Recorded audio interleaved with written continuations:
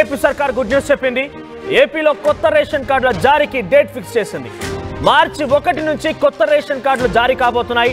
అయితే క్యూఆర్ కోడ్తో కొత్త రేషన్ కార్డులు అందించబోతోంది రాష్ట్ర ప్రభుత్వం ప్రకటించారు. దీనిపైన నాదెండ్ల మనోహర్ అయితే పాత రేషన్ కార్డుల్లో మార్పులు చేర్పులు ఉంటే రాష్ట్రంలోని అన్ని గ్రామ వార్డు సచివాలయాల్లో మార్చి 1 నుంచి కొత్త రేషన్ కార్డులు జారీ ప్రక్రియ మొదలు పెట్టబోతున్నామంటూ మంత్రి నాదెండ్ల మనోహర్ చెప్పుకొచ్చారు. ఒకసారి ఆయన ఏం మాట్లాడారు, ఈ రేషన్ కార్డుల విషయంపై నేను ఏం చెప్పారో చూద్దాం. కాబట్టి ప్రతి వ్యక్తి ఆరోగ్యం బాగుండాలి, మెరుగైన పదార్థాలు మీ అందరికీ చేరాలి, ఎక్కడ పొరపాటు జరగకూడదనే ఉద్దేశంతో ఈ తనిఖీలు చేసుకుంటూ ఈ గొడవన్స్ అన్నింటినీ కూడా చెక్ చేస్తూ ఉన్నాం. ఈ రోజున దాదాపు 1,48,00,000 మంది కుటుంబాలు మన రాష్ట్రంలో తెల్ల రేషన్ కార్డు తీసుకున్నారు. దానికి కూడా వెసులుబాటు కల్పించి ఒక కొత్త రేషన్ కార్డు దాన్ని కూడా అందించే విధంగా త్వరలోనే ఈ కార్యక్రమం తీసుకురాబోతున్నాం.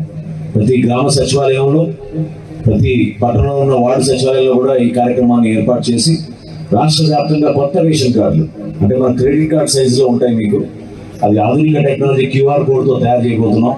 దాన్ని ప్రతి ఇంటికి మేము అందించే విధంగా ఒక గొప్ప పండుగ వాతావరణంలో ఆ కార్యక్రమం త్వరలోనే చేపట్టబోతున్నాం అని ఎంపీ గారు అడిగారు. కాబట్టి ఆ సమాచారం అందరూ కూడా ఈ సందర్భంగా అందిస్తా ఉన్నాం.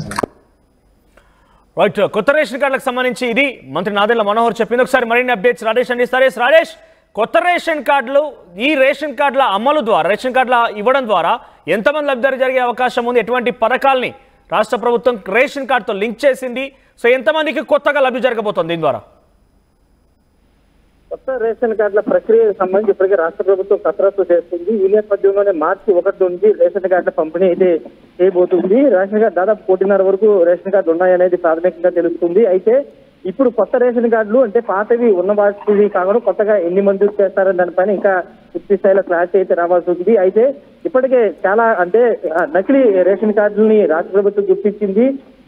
పొలం ఉన్న వాళ్ళు లేకపోతే అర్హతలు లేని వాళ్ళు కూడా రేషన్ కార్డు పొందారు. గత వైసీపీ హయాంలో చాలా మంది ఈ విధంగా రేషన్ కార్డు పొందారు. రాష్ట్ర ప్రభుత్వం గుర్తించి గత 2 నెలలుగా పాత రేషన్ కార్డులే నకిలీ రేషన్ కార్డులు ఏరివేత మీద ఒక డ్రైవ్ అయితే నిర్వహించే నేపథ్యంలో చాలా వరకు రేషన్ కార్డులు తొలగించారు. ఈ నేపథ్యంలో ఇప్పుడు కొత్తగా అసలైన లబ్ధిదారులకి కొత్త రేషన్ కార్డులు అయితే మంజూరు చేయబోతున్నారు.